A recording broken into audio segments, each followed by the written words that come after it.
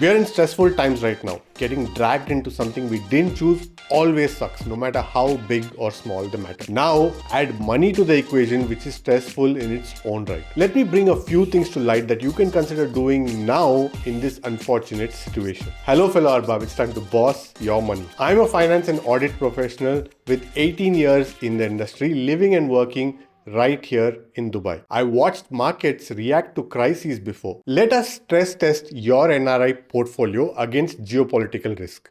What exactly happens to your money, what history says, and what, if anything, you should actually be doing right now. And I have one question for you in a bit, the answer to which tells you everything you need to know. Let's start with the thing that nobody wants to say out loud right now because it sounds almost offensive to say it. But it's true and the data backs it up. Markets and conflicts historically have had a very weak correlation. For example, the Gulf War in 1990-91. Iraq invades Kuwait. Oil nearly doubles overnight. The S&P 500 drops about 10% in the initial shock, which I know was scary at the time, but by the end of 1991, the S&P 500 had risen over 29% from when Operation Desert Shield began. The market didn't just recover, it had a pretty great year. Then we have the recent Russia-Ukraine situation from 2022. On the first day of the invasion, European stocks fell sharply. Germany's DAX and France's CAC 40 both dropped about 4%.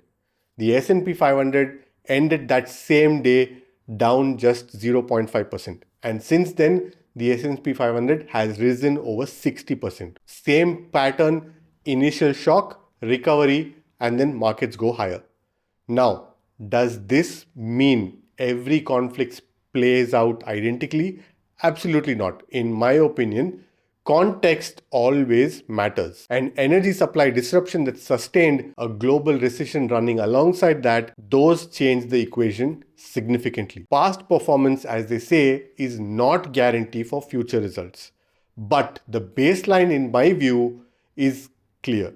Markets have survived pretty significant turmoils in the past, every single time. So before you do anything with your portfolio, ask yourself honestly, am I reacting to the actual crisis or to the headlines about the crisis? Because those things are very different. Now here's where it gets specific to us, NRIs living in the UAE. And this part, in my opinion, is the most underappreciated angle in this whole conversation. Oil. We need to talk about oil. Regional conflict in the Middle East almost always creates oil price volatility. That's not a prediction, that's a pattern we've seen repeatedly. And for most of the world, an oil spike is bad news. Higher oil means higher inflation, tighter consumer spending, and pressure on central banks. But for us, it's a little bit more complicated. Hear me out for a second. The Middle Eastern economy is anchored in oil revenue. In my view, a stronger oil price generally means a stronger fiscal position. More government spending, more infrastructure investment, more economic activity. The backdrop here can actually hold up better than most places during a regional energy shock. But then again, irrespective of oil prices, you got to actually sell the oil to make that dough. But here's the flip side that most NRIs with heavy India exposure completely miss. India imports over 80% of its oil. When oil spikes, India trade deficit widens. The rupee comes under pressure and your Indian portfolio takes a hit. Not just from the market performance, but from currency depreciation stacked on top of it. Your stocks might look fine in rupee terms, but converted back to AED or USD, you've quietly lost on both ends simultaneously. This is the double whammy. And this is why, in my opinion, where you invest matters just as much as what you invest in. Gold, every Indian family's favorite asset class. Every financial crisis favorite dinner table conversation.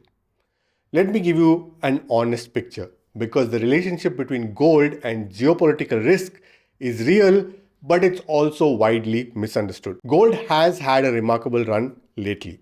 In 2025 alone, it was up over 60%. One of its strongest rallies in decades. And now, as of early 2026, gold is sitting above 600 dirhams a gram. So does gold work as a hedge? In my opinion, yes, but with important nuances that nobody talks about. Gold spikes on fear. It holds during prolonged uncertainty and it often gives back gains once clarity returns. Which means if you're thinking of buying gold right now because you're scared, you're likely buying it near the top of its fear trade. The people who benefited from this rally bought it before the panic, as a structural part of their portfolio, not as a reactive move when news got scary. There's a fundamental difference between gold as portfolio insurance, a consistent 5 to 10% allocation held through both calm and crisis, and gold as panic purchase. One is strategy and the other is just expensive anxiety dressed up as prudence. For NRIs who already hold gold through SGBs, gold ETFs, or even physical, well done. You're benefiting. For those thinking of piling in today because Ram uncle is losing his mind, just be honest with yourself about what you're actually doing. And one more thing worth flagging. Physical gold, sovereign gold bonds, and gold ETFs all behave very differently in a crisis. Liquidity, taxation, accessibility, not the same across all three. But that's a whole separate video. Drop a comment if you want to see that. Currency risk, possibly the most underestimated risk in any NRI portfolio. And in a geopolitical event, it can quietly destroy returns that look perfectly fine on paper. Your salary is in dirhams. The AED has been pegged to the USD at 3.6725 since 1997. And in my opinion, based on UAE's reserve position and institutional commitment, that peg looks very well supported. Historically, during periods of regional stress, capital has tended to flow into the UAE as a relative safe haven, which typically reinforces rather than undermines that stability. But, and I want to be clear, nobody can predict the future with certainty, and any view on currency policy is ultimately an opinion. What I can say with confidence is this: your dirhams earning gives you structural USD equivalent exposure. In my view, that is one of your underappreciated financial advantages of being an NRI in the UAE. Now the rupee. The INR is a free-floating currency influenced by inflation, oil prices, India's fiscal deficit, and global risk sentiment. Over the last decade, the rupee has weakened by over 45% against the AED. 45% over 10 years. That means a 15% CAGR during a bull run on an Indian investment in rupee terms with 4 to 5% annual currency depreciation against the AED gives you a real return in the currency you actually live in closer to 10 to 11%. Currency drag is silent, consistent, and compounding, and most NRIs never even account for it. In a geopolitical shock involving oil, the rupee tends to weaken further. India's import bill goes up, the RBI has to manage the pressure, and the rupee absorbs it. And then there is the USD. In a global risk-off environment, which geopolitical shocks almost always create, money historically always flows into dollar assets. US treasuries, dollar cash. The dollar tends to strengthen, which means your AED pegged to USD also effectively strengthens against most other currencies. So as an NRI in UAE, in my opinion, you are structurally long USD whether you realize it or not. The question is whether your investment portfolio is actually built to reflect that advantage. All right, enough theory. What do you actually do? 1. Do nothing reactive. If your portfolio is correctly built before this week, you've subscribed to Boss Your Money, diversified, allocated to your risk tolerance, emergency fund intact, the answer is probably nothing.